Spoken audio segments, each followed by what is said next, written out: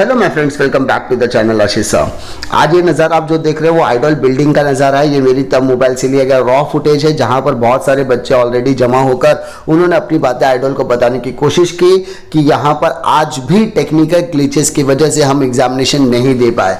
यहाँ पर 3 अक्टूबर को जो टेक्निकल ग्लिचेस हुई थी, जिसके बाद आइडल पे रिपोर्टिंग करने के बाद आइडल ने ये आश्वासन दिया था कि हम एग्जामिनेशन को रिशेड्यूल कर देंगे और 3 तारीख के पेपर को उन्होंने रिशेड्यूल कर भी दिया।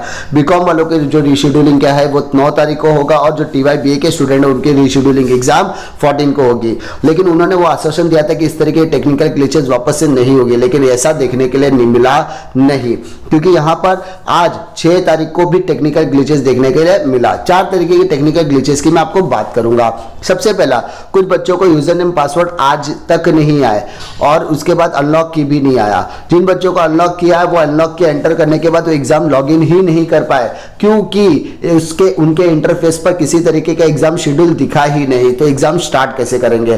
किसी बच्चे को एग्जामिनेशन शेड्यूल दिखा तो वो एग्जामिनेशन देने के बाद एग्जाम को जब सबमिट करने का टाइम आया तो वहां पर सबमिशन ही नहीं हो रहा था, प्रोसेसिंग ही दिखा रहा था। इसका मतलब सर्वर के में बहुत ज्यादा इश्यूज है, सर्वर में बहुत ज्यादा टेक्निकल फॉल्ट्स है, जिसको जल्द से जल्द करेक्ट करने की जरूरत है। यहाँ पर आइडल में जाकर जब बच्चे कंप्लेन करते हैं तो उन्हें उस तरीके का कॉपरेशन नहीं मिलता।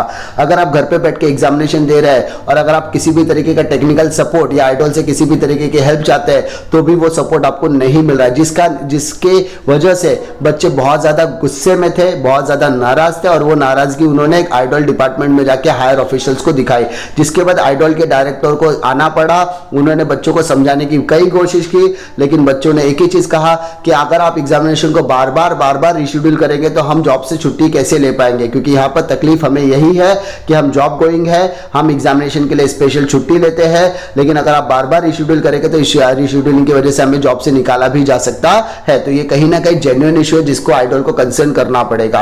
और आइडल जो दावा कर रहा है कि वो टेक्निकल ग्लिचेस को दूर करेगा, लेकिन ऐसा देखा नहीं जा रहा है अब तक।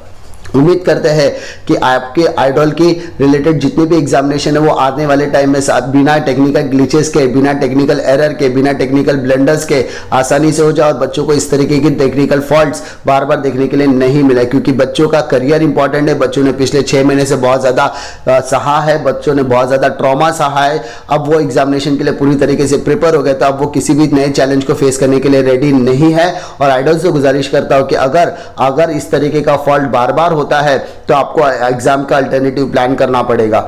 अगर आप मुझसे पूछोगे कि ऐसा कौन सा अल्टरनेटिव प्लान हो सकता है, तो मेरे यहाँ पर मुझे 2 अल्टरनेटिव प्लान्स दिख रहे हैं। अगर आप MCQ चाहते ही हो एग्जामिनेशन लेना तो आप गूगल फॉर्म की मदद से MCQ एग्जामिनेशन ले सकते हैं। इंटरफेस बहुत सिंपल होता है, बच्चे आसानी से उसमें देख सकते हैं, वो अपने seat number, PRN number enter कर सकते हैं, नाम एंटर कर सकते हैं और आप जो क्वेश्चन सेट दोगे उसको रिस्पॉन्स भी कर सकते हैं। इसमें गूगल फॉर्म बहुत ज्यादा इंपॉर्टेंट और सबसे सिंपल फॉर्मेट साबित हो सकता है। दूसरा आपके पास ऑप्शन हो सकता है असाइनमेंट या ओपन बुक एग्जामिनेशन का।